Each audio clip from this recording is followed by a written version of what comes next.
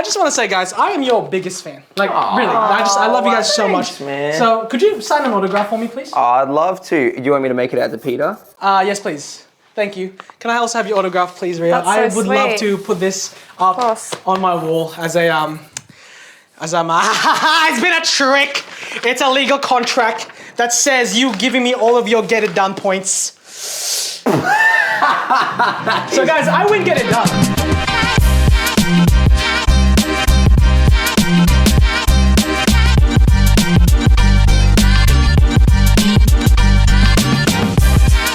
Welcome back. It is week numero 9. That is 9, right? 9. We're there. Guys, we are so excited for the holidays. I am so keen, honestly, but we still got 2 more weeks, so sit tight, enjoy Unscripted, because we got 2 more weeks left before holiday hits. Yes, we do, and I know those big fans of Noah out there. I know there's like maybe half a person out there. They have half a person. They wanted an update on my marathon training from last week. If you haven't seen my marathon training, check out last week's episode. Make sure to click on that. But want to give you an update. I have now been able to get to the top of a staircase, as in 1 flight of stairs, without heavily passing out and vomiting. I'm now only heavily breathing and fainting. So we're making progress. We're gonna be there soon, guys. Come on now. So good. Yeah. So I'm so happy for you. But Thanks, Ria. and you know what? What we just did there was teamwork. Teamwork. We supported you. Actually, speaking of teamwork. Tell me. Segue. This is a really interesting week because it's week 9. We have an amazing preacher here today. Oh. Jake Shepherd. Oh, come on now. Pastor Jake. Pastor Jake, we are so excited to be having you here today. And you know what? He is going to be talking all about teamwork. So we're going to head to his preach part 1 and hear what he has to say. Let's go. Hey, my name's Jake. I'm a youth pastor here in Brisbane. I was born and raised in Melbourne, and then I actually spent 4 years of my life living in the Philippines and doing some pastoral work over there, which was amazing. That's why my accent's a little bit the way it is. And now I've been in Brisbane for about 2.5 years, and I just love being a youth pastor here. I love going into local high schools every week and connecting with students, playing basketball, eating pancakes. I love all that. I believe in this next generation so much, and I love getting to be a youth pastor. What I wanted to ask you about today is this. Have you ever had a moment where you felt lonely? Now, maybe you wouldn't call yourself a lonely person, maybe you would, but maybe you wouldn't say, I'm a really lonely person. But I think if we're honest, we've all had moments where we felt lonely in our lives. I remember in my life growing up, I'd have moments going to school where I just felt lonely in my school. I remember nights going to sleep by myself where I just have this sense of loneliness in my life. I think it's interesting that our generation, Gen Alpha and Gen Z as well, that we are actually one of the most connected generations in history, that we have more access to each other than ever before. We've got Snapchat and Instagram and TikTok. We got online video games. We can get in touch with each other instantly. We are one of the most connected generations in history ever. And yet, our generation actually reports some of the highest levels of loneliness ever in history. In fact, most studies would say that our generation is the loneliest generation in history. And so it's funny to me that we can be such a connected generation and yet feel so lonely at the same time. And loneliness can be very dangerous in our lives. Obviously, feeling lonely is not a good feeling and it's not an exciting feeling. It feels tough to be lonely. But also what loneliness can do is loneliness can do this really scary thing where it makes us think that we have to fight our battles alone. I don't know if you've ever felt like that, but I've had many moments like that where I walked into school as a kid growing up and I'd feel like I have these things that I'm facing. Maybe it's a social issue, maybe it's a friendship group thing that's going wrong, but I'd have these things in my life and I would feel like I've got to fight this battle alone. I'm facing something and I've got to fight it on my own. Maybe you've got an issue in your life, something you're dealing with, something you're facing. But what I know is that oftentimes because we feel lonely, we can feel like we have to fight these battles on our own. And what I want to tell you about today, and in a moment we're going to look at a Bible story about this, is that you don't have to fight your battles alone. So we're going to look at a Bible story about this in just a moment. We'll be back in a minute. Thank you so much, Jake. That was an awesome preach part 1. I can't wait to hear more about what you've got to say about teamwork. And yeah, I'm excited to hear more about this story that you've got for us in the Bible. But right now, guys, we have got G-Force. I meant this challenge, go. This challenge. Right here, I've got a box in front of me, and you guys can probably see, and you guys can probably see, that there are 2 balloons in there. What? So what we're gonna do is we're gonna play the balloon pop challenge. N for nervous. We've got these insane skewers right here. And what we're gonna do is gonna poke holes into the box and try not to pop the balloon. Whoever pops the balloon is out. Last person wins. Ooh. Oh! Are we ready? Yeah. Are we ready? S for stress. Let's be safe, kids. Are we ready? Ready. Are we ready? It's time to get it done! And Rio, ladies first. Why is it always me? We need Because to you stop poked it this first. Good one! Ooh. Oh, actually. Well, I yeah, actually Am I need gonna to go? move back. Attack! Oh, that's a cat move. That's such a cat angle. Just gonna send it. I don't. Oh, man, you gotta push it down. Oh. Through the back. Oh. I won't even blink. There it is. I hate this game! Hey. Ding pop poo plow. I'm not gonna push it anymore because I feel I'm it. now in the viewer's seat, so I'm okay. Oh, I'm actually, I can't Oh do it. my I can't do it. I goodness. can't do it. I can't do it. What in the corner? You know what? I'm not doing it. I'm gonna play for real. But then I'll win, so that's fine. I'm not cheating. Ooh. Stick, sir. Oh my goodness.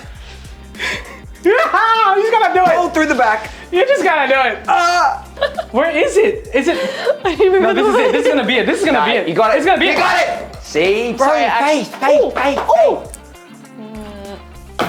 Oh. She's going for the edges. I think Rio that's likes cheating. the It's corner. not. Yeah. I went through the back. Oh my. Is she moving around? Oh my goodness, this is cray cray. Should I go 2? Let's do 2. 2. Oh my goodness. Hey, there you go, my friend. I'm not Thank you, my cheating. friend. There we go.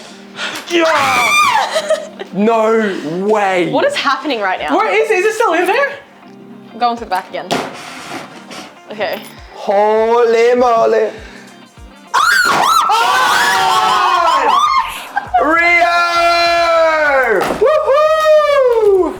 Oh I'm good my at this. goodness. That's insane. That was awesome. Rio, massive win. That's 3 points for Rio. 2 weeks, no, Not quite. a week, skip a week, and I win again.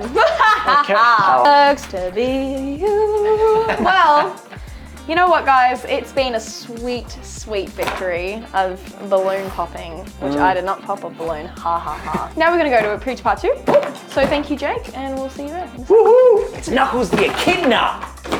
What? So jumping back in, I want to remind you that you don't have to fight your battles alone. I want to look today at a story in the book of Exodus about a guy named Moses.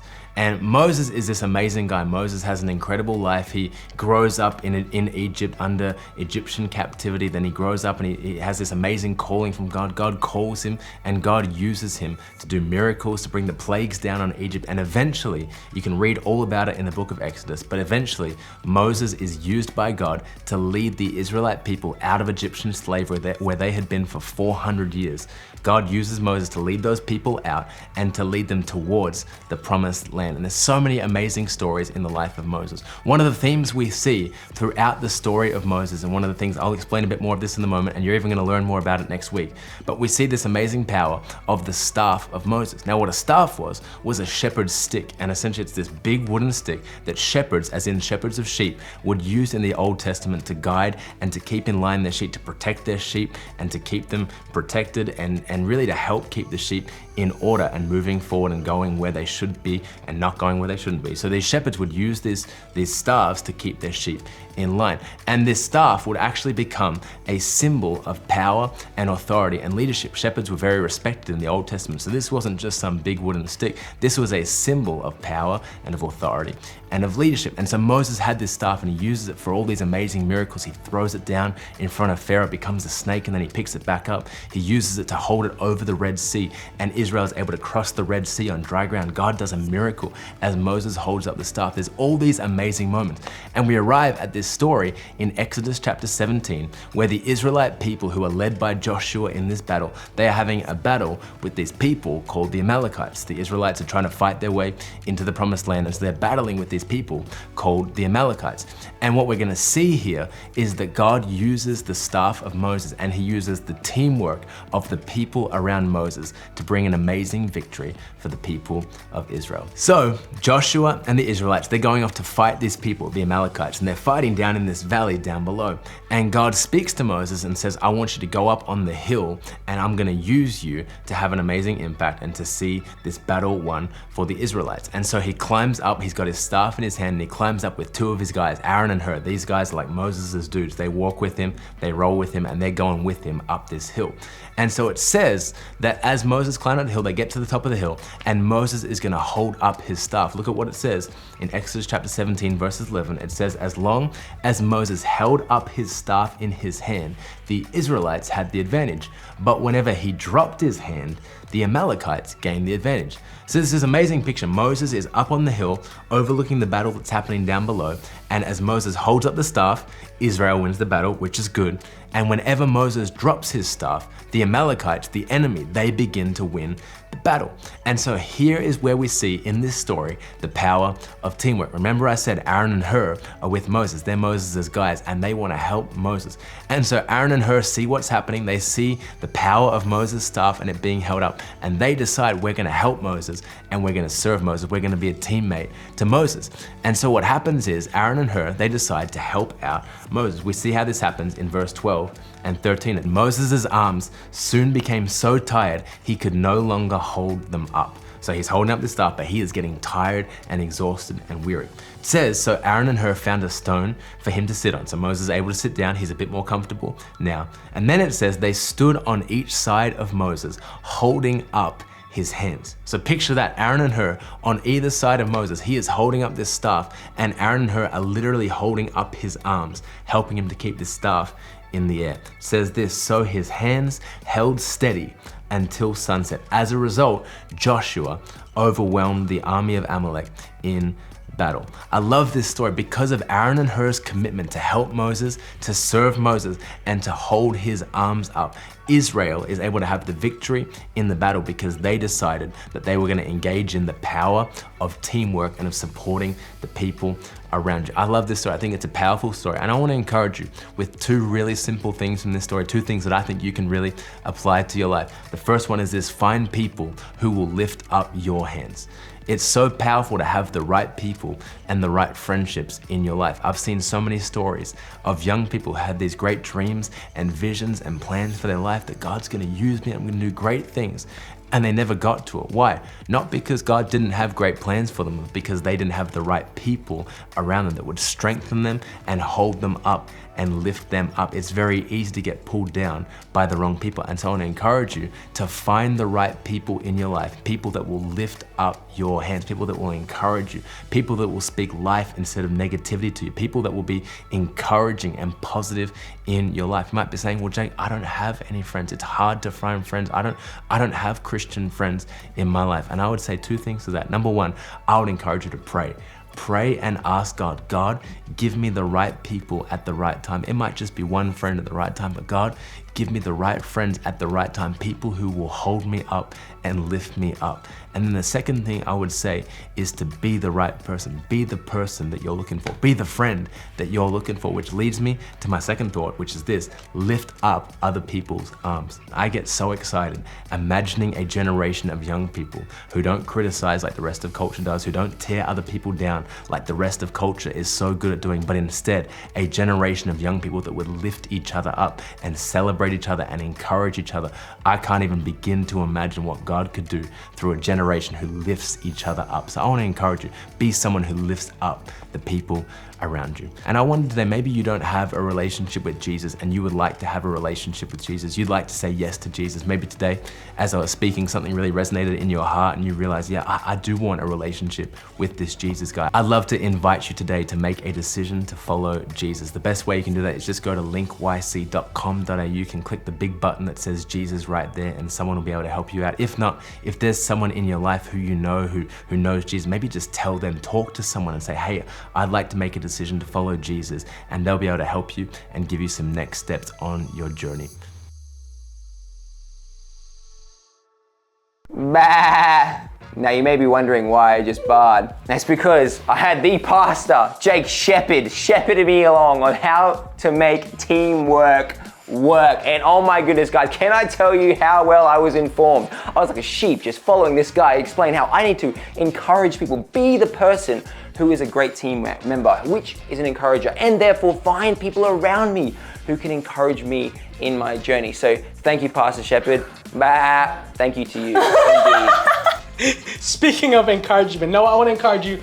Good job on the Get It Done. Thank you, bro. Good job, you did really well. Rio, I want to encourage you as well. Great job on winning. I think you did amazing. Thank you. Shout out, Rio. This is what it means to be a great team member. Encouraging one another. That's right, guys. Encouraging one another. Yeah. And being the person, finding people to encourage you. Right, good try, Pete. You played. That was good. To be fair, good try to you as well, Noah, even though you came dead last. Dead last. And Peter, I commend you for trying. But here we are. After my successful win today and the amazing Jake Shepherd and the amazing intros that we have and all the fun that we've had today in week 9, we have now come to a close. I know. But at the very end of this video, we have our incredible discussion questions that are going to reference some of the things that Pastor Jake shared today about teamwork. And we want you to get in your little team together. Yeah. Talk about it. Oh, encourage someone. Come on now. I Answer some know. questions. You guys can answer some questions together, work together, build each other up as a team to get through these questions together. But that's the end of our episode of week 9. One more week left and we are at school holidays. Woohoo! Woo! Confetti, confetti, confetti. But for now, until next week, I'm Rio. I'm Pedro. And I'm Noah. And this has been Unscripted. Bye.